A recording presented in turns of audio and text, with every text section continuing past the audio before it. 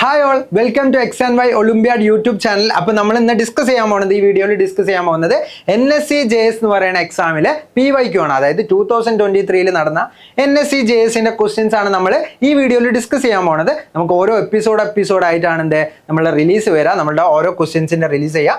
അതിന് മുമ്പ് നമ്മൾ എന്ത് ചെയ്യാം, നമുക്കൊന്ന് NSC-JSന്റെ ക്വസ്റ്റ്യൻസിന്റെ ഡിസ്ട്രിബ്യൂഷൻ എങ്ങനെയാണെന്ന് നോക്കാം അല്ലേ. നമുക്ക് നോക്കാം. ആദ്യമായിട്ട്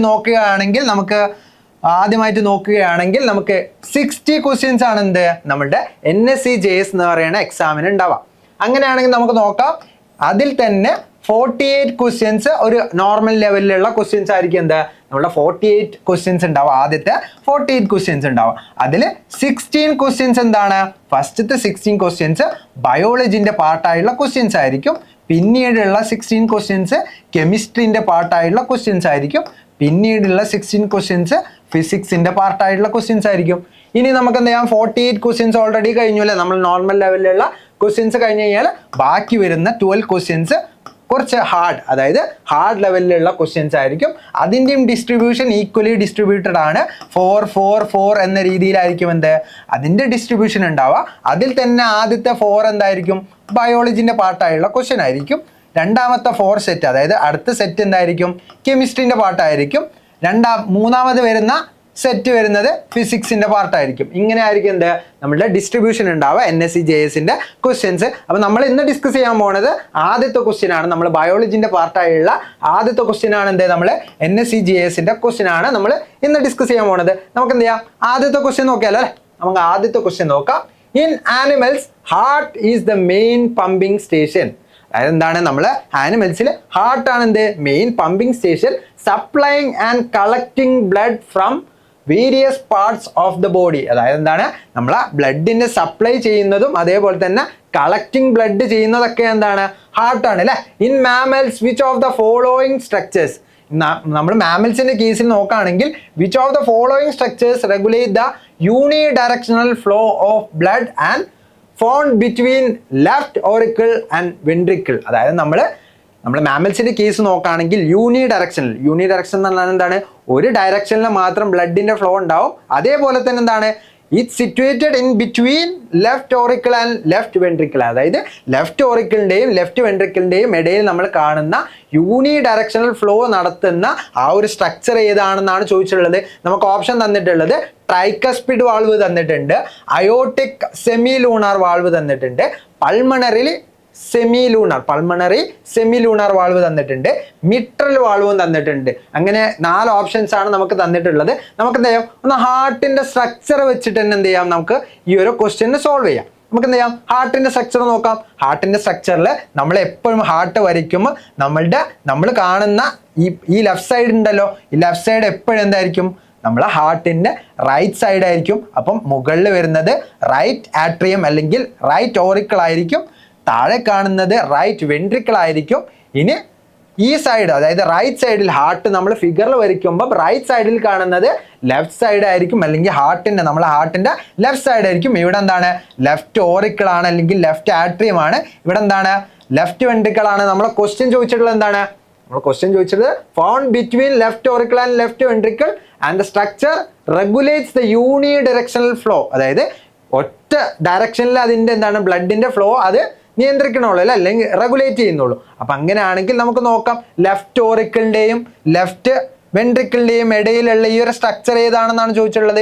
ഈ ഒരു സ്ട്രക്ചർ ഏതാണ് നമുക്ക് കണ്ടെത്തേണ്ടത്. നമുക്ക് നോക്കാം, നമുക്ക് നോക്കാം ഓരോ ഓപ്ഷൻസും ഏതൊക്കെയാണെന്ന് നോക്കാം. നമുക്ക് തന്നിട്ടുള്ളത് ആദ്യത്തെ ട്രൈക്കസ്പിഡ് വാളാണ് അല്ലേ. ട്രൈക്കസ്പിഡ് വാൾവ് എന്ന് പറഞ്ഞു കഴിഞ്ഞാൽ റൈറ്റ് വെൻട്രിക്കിൾ, അതായത് റൈറ്റ് ആട്രിയോ, അതേപോലെ തന്നെ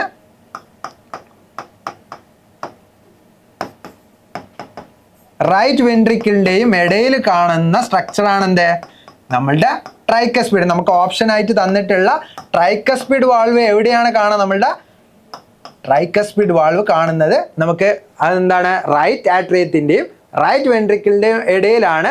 അപ്പൊ നമുക്ക് എന്ത് ചെയ്യാം, ഈ ഒരു ഓപ്ഷൻ എന്ത് ചെയ്യാം, നമുക്ക് കട്ട് ചെയ്യാം. കാരണം എന്താണ്, ഈ ഒരു വാൾവിനെയാണ് നമ്മൾ ട്രൈക്കസ്പിഡ് വാൾവ് എന്ന് പറയാം. അപ്പൊ ട്രൈക്കസ്പിഡ് വാൾവ് എന്തായാലും എന്താണ്, റൈറ്റ് ആട്രിയത്തിന്റെയും റൈറ്റ് വെൻട്രിക്കിളിന്റെയും ഇടയിലല്ല അല്ലെ. അപ്പൊ എന്താണ്, ഓപ്ഷൻ എ റോങ് ആണ്. ഓപ്ഷൻ ബി നോക്കാം. Option B aortic semi lunar valve ആണ്. അയോട്ടിക് സെമി ലൂണർ വാൾവ് എന്ന് പറഞ്ഞു കഴിഞ്ഞാൽ രണ്ട് തരത്തിലുള്ള സെമി ലൂണർ വാൾവ്സ് എന്തുണ്ട്, നമ്മുടെ രണ്ട് വെൻട്രിക്കിളിൽ നിന്നും പോകുന്നുണ്ട്. റൈറ്റ് വെൻട്രിക്കിളിൽ നിന്നും പോകുന്നുണ്ട്, ലെഫ്റ്റ് വെൻട്രിക്കിളിൽ നിന്നും പോകുന്നുണ്ട്. ലെഫ്റ്റ് വെൻട്രിക്കിളിൽ എപ്പോഴും എന്താണ്, ഓക്സിജനേറ്റഡ് ബ്ലഡുമായിട്ടാണ് നമ്മൾ അയോട്ട കൊണ്ടുപോകുന്നത്. അതുപോലെ തന്നെ റൈറ്റ് വെൻട്രിക്കിളിൽ നിന്ന് എന്താണ്, പൾമണറി ആർട്ടറി അല്ലെങ്കിൽ എന്താണ്, ഡിയോക്സിജനേറ്റഡ് ബ്ലഡ് കൊണ്ടുപോകുന്ന വെൻട്രിക്കിളാണ്. അപ്പൊ അങ്ങനെയാണ് നമുക്ക് നോക്കാം. ഈ സെമി ലൂണർ വാൾവിലൂടെ പോകുന്ന ഈ ഒരു വാൾവിനെ നമ്മൾ വിളിക്കും പൾമണറി അല്ലെങ്കിൽ എന്താണ്, അയോട്ടിക് സെമി ലൂണർ വാൾവ്. നമ്മൾ എന്താണ്, അയോട്ടിക് സെമി ലൂണർ വാൾവ് എന്ന് പറയുന്നത് എന്താണ്, നമ്മുടെ ലെഫ്റ്റ് വെൻട്രിക്കിളിൽ നിന്ന് പോകുന്ന സെമി ലൂണർ വാൾവിനാണ് നമ്മൾ എന്ത് വിളിക്കുക, അയോട്ടിക് സെമി ലൂണർ വാൾവ് അല്ലെങ്കിൽ അയോട്ടയിലേക്ക് പോകുന്ന സെമി ലൂണർ വാൾവിനെയാണ് നമ്മൾ അയോട്ടിക് സെമി ലൂണർ വാൾവ് എന്ന് പറയാം. അപ്പോൾ എന്താണ്, ഇതൊരിക്കലും വരില്ല അല്ലെ, ഇതൊരിക്കലും വരില്ല. അപ്പോൾ എന്താണ്, ഈ ബി ഓപ്ഷനും റോങ് ആണ്. നമുക്ക് എന്ത് ചെയ്യാം, സി ഓപ്ഷൻ നോക്കാം. സി ഓപ്ഷൻ നോക്കുമ്പോൾ എന്താണ്, നമുക്ക് പൾമണറി ആർട്ടറി അല്ലെങ്കിൽ എന്താണ്, ലങ്സിലേക്ക് പോകുന്ന ആർട്ടറിയാണ് പൾമണറി ആർട്ടറി എന്ന് പറയുന്നത്.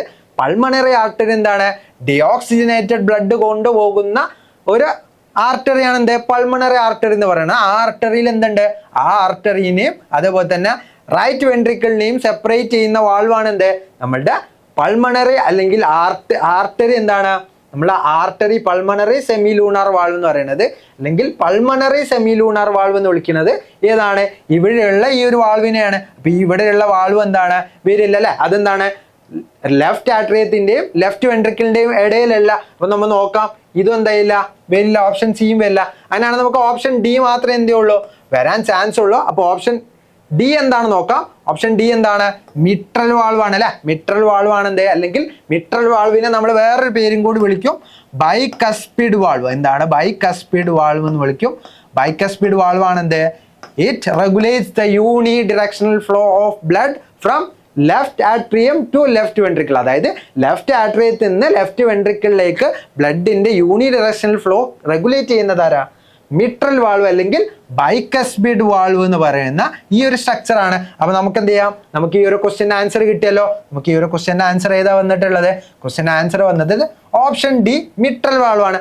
ഓപ്ഷൻ ഡി ആയുള്ള മിട്രൽ വാൾവ് ആണ് എന്ത്, നമ്മളുടെ ആദ്യത്തെ ക്വസ്റ്റ്യൻ, അതായത് PYQല് നമ്മൾ ഡിസ്കസ് ചെയ്യുന്ന ആദ്യത്തെ ക്വസ്റ്റ്യന്റെ ആൻസർ ആയിട്ട് വന്നതിൽ മിട്രൽ വാൾവ് ആണ് അല്ലെങ്കിൽ ബൈകസ്പിഡ്. നമ്മൾ വേറൊരു പേരും കൂടി വിളിക്കും, ബൈകസ്പിഡ് വാൾവ് അല്ലെങ്കിൽ മിട്രൽ വാൾവ് ആണ്. ഇതാണ് എന്ത്, നമ്മളുടെ റൈറ്റ് ആൻസർ ആയിട്ട് വന്നിട്ടുള്ളത്. അപ്പോൾ എല്ലാവർക്കും മനസ്സിലായെന്ന് വിശ്വസിക്കുന്നു. അപ്പോൾ എന്താണ്, നമുക്ക് ഇനിയും ഒരുപാട് എപ്പിസോഡായിട്ട് നമുക്ക് PYQs വരാനുണ്ട്. അപ്പം സ്റ്റേ ട്യൂൺഡ്.